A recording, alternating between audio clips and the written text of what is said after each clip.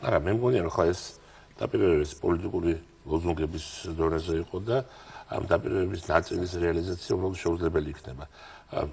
ყველა დაპირებების რეალიზაცია საერთოდ ეკონომიკური კატასტროფაც კი არ იქნება, საერთოდ შეუძლებელია. მათი მნიშვნელოვანი ნაწილის რეალიზაცია ეკონომიკური კატასტროფა იქნება და ზოგიერთი დაპირებების შესრულება ცხადია, მაგრამ იგივე რომ განათლებაზე მეტი ფული დაიხარჯოს, ახლა ეს შესაძლებელია.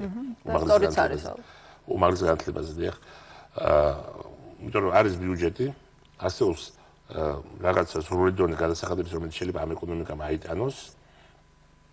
არსებობს საგარეო ვალის გაზდის სრული დონე, რომელიც გამომდინარეობს ეკონომიკის თვისებებიდან და მათ შორის თავისუფლების აქტშიც არის შეზღუდვა. არსებობს მთელი რიგი სხვა შეზღუდვები, ამიტომ აქედან ერთად ვერ გადახტები. ანუ საქართველოში შეიძლება იყოს მხოლოდ მცირე მთავრობაზე, რაც სხვა შორის ახლა ისევ ისმის, ამაზე დამყარებული ეკონომიკური პოლიტიკა. ანუ აქ არ შეიძლება თქვენ ხონდეს ექსპანსიონისტური ეკონომიკური პოლიტიკა, როცა მთავრობა ყველაფერში არის ჩართული. მეორე საბჭოთა კავშირის აშენება ზოგადად შეიძლება, მაგრამ არ ეფექტურია, მტკივნეულია, ბევრი სისხლი დაიღურება და მაინც შედეგს არ მოგცემს. ხო?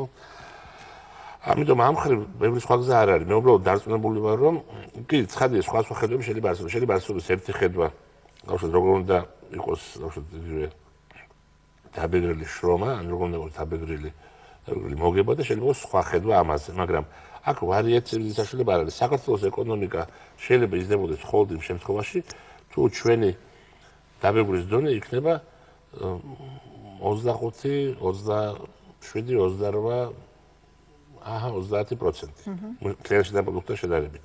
და რაღაც შემთხვევაში თუ არ იქნება 40%, ან თუ იქნება 50%. ეს შესაძლებელი იქნება შეიძლება 50 წლის შემდეგ, ან 30 წლის შემდეგ. დღეს არ არის შესაძლებელი. ხო? ამიტომ ეს არის რეალობა, ეს არის შეზღუდვა, რომელიც გვაქვს. ახლა არის თუ არა ხარჯები, რომელიც შეიძლება ამოვიდეს სახელმწიფო ხარჯებიდან, თუ შეიძლება ვთქვათ სახელმწიფო ხარჯების პოლიტიკაზე, ხარჯების პოლიტიკაზე და ეკონომიკის ამნაწილზე, ხო? კი, რა შეიძლება შემცირდეს ის ნაწილი, რომელიც იხარჯებოდა მაგალითად იგივე ლამაზ შენობებზე. რაც შემცირდა, როგორც ივანიშვილი ამბობს და ხადური ამბობენ? შეიძლება შემცირდეს იმ ნაწილში, რომელიც იხარჯებოდა ინფრასტრუქტურაზე, თუმცა ახაც სათვალოს საკითხი, ანუ ჩემი საერთოდ შეიძლება ინფრასტრუქტურაზე ხარჯები შემცირდეს, მაგრამ სხვა ტიპის ინფრასტრუქტურაზე უნდა გაიზარდოს. მე ინფრასტრუქტურაზე ეკონომიკაში ჩადო. არა, მაგიტომ არ არის ინფრასტრუქტურაში, უბრალოდ იმიტომ რომ მაგალითად შეიძლება ჩვენ ნაკლები ავტობანი არ ვაშენოთ, მაგრამ ჩვენ გვჭირდება მეტი სოფლის გზა. ხო? სოფლის გზის შენება უფრო იაფიჭდება, ვიდრე ავტობანის შენება, ცხადია, შეიძლება 50 ჯერ იაფიჭი დაждდეს გარკვეული სოფლის გზის შენება, მაგრამ ისინი ბევრად მეტი გვჭირდება. ანუ ისინი გვჭირდება, შეიძლება 10 ჯერ მეტი, ვიდრე დღეს გვაქვს, ხო? როგორც ერთმა გლეხმა უთხრა ერთ პოლიტიკოს წინასაარჩევნო კამპანიის დროს, ისეთი გზა მქონდესო, რომ პამიდორსო ჩავიდა აქედან თბილისშიო, იქო ის არ ჩავიტანო, რა ქვია. საწებელო არ ჩავიტანო, პამიდორად ჩავიტანო, ხო? ანუ ეგ არის.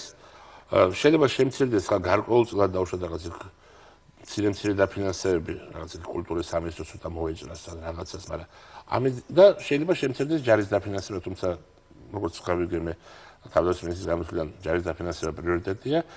მაგრამ იქ შეიძლება შემცირდეს და შეიძლება თუნდაც შემცირდეს შინაგან საქმეთა სამინისტროს დაფინანსება. მეტი სხვა დიდი რეზერვი, ვთქვათ, დიდი რეზერვი ბიუჯეტში არ არის. ბიუჯეტის გაზრდის შანსი არ არის, იმიტომ რომ ეს დაარტყამს ეკონომიკას.